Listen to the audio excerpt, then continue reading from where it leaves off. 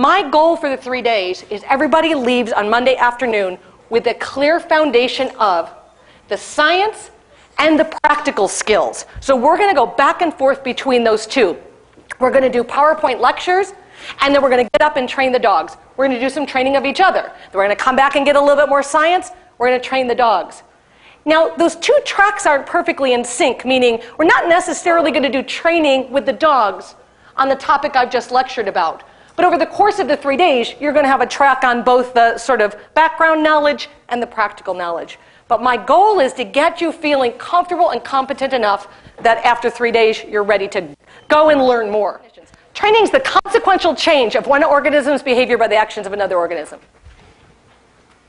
Training is the consequential change of one organism's behavior by the actions of another organism. I love that definition. It's changing behavior. It's the consequential change. We're going to talk a lot about that. This definition implies, if you think about it, that change in behavior could be intentional. I could intend to change Kieran's behaviors, and that would be training. But it doesn't really say it has to be intentional, right?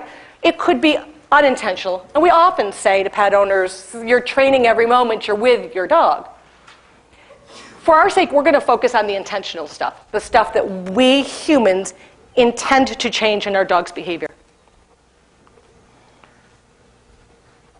Gosh, is this pirated straight from the Culture Clash? Okay, so it's very hard for me to be here and have the brilliance of Jean and go, oh my gosh, how much of my notes are Jean's notes? Okay. Controlling consequences to change the probabilities of future behavior. This is the gold definition. This is you can memorize a definition of training. This is it, because every word matters. That's perfect. You're controlling. Is training a manipulative process? You bet. You bet it is. We're controlling. What are we controlling, though? Consequences. What do good trainers do? They control consequences. To change, this is a little more precise. You're not changing the behavior. You're changing the probability of future behavior. Training is a forward-thinking procedure. Training is not really about what's happening in the moment. Now, we're going to talk a lot about timing and that you have to communicate in the instant, but everything you do with an animal is with the thought that it will affect behavior later today, tomorrow, next week, next year. It is an investment. And at the best, you are the world's best trainer. You have perfect timing and great observation. You have everything it takes to be a great trainer. At your most proficient, you're changing probabilities. That doesn't sound so powerful. Are you making behavior happen? Nope. If you could graph the probability of a behavior happening, you're just nudging that probability curve more in the direction you like. Every click and treat, every interaction, every consequence you provide changes the probability to more likely, less likely. I think for a while, people used to say that clicker training meant operant conditioning. It was street term, jargon for operant conditioning. But in reality, operant conditioning embraces all those four quadrants. Those are the four legs of the stool of operant conditioning. Clicker training is intentionally biased. Clicker training says we opt when we can to stay in this continuum. Remember, each of these columns is a continuum. Use of positive reinforcement implies the occasional use of negative punishment. If you give treats, it implies you sometimes take treats away. Same with an aversive. If you add an aversive, an ear pinch, it implies that part of the reason that you're pinching the dog's ear would be the relief of the ear pinch would be the negative reinforcement that causes the dog to open a mouth for a forced retrieve, which if you don't understand that, you don't need to. So, okay, so clicker training says we opt to use this continuum when we can, and when we can get away with it, we try to focus up here.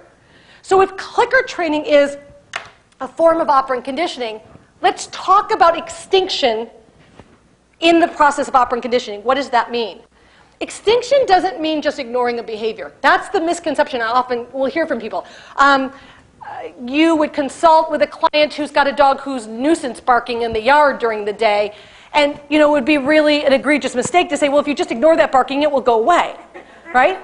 Have you heard that, though? It makes me go, oh, God. You can only extinguish things you've helped fuel. Extinction means you will remove the reinforcers you've been doing.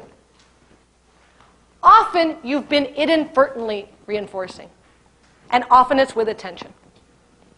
So extinction means you started the fire.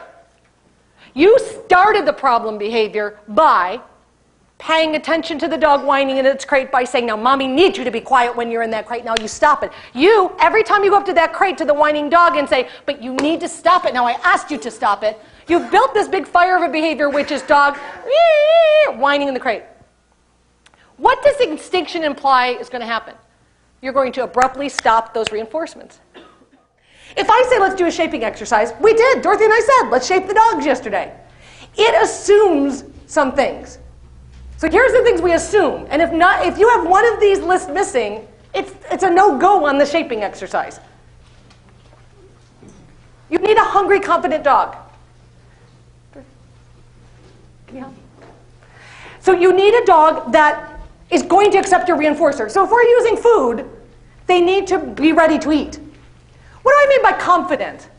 What do I mean by confident in that statement? Willing to try? Able to move, because what's not happening in a confident dog? There were hungry dogs here who were not moving. They were scared. You can't shape a dog who won't eat. So they might be hungry, but if they won't eat, now I'm sorry, that was way oversimplifying.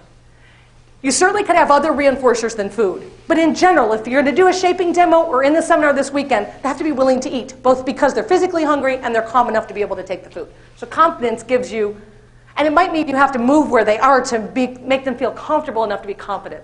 In this case, we need small, palatable treats. So you need to have some reinforcers. Can you use things other than food? Absolutely. But in general, to get these minute-long training sessions done where you're being very efficient, food is going to be the reinforcer that's most easily used in these situations. Allure is something that attracts with a promise of pleasure or reward.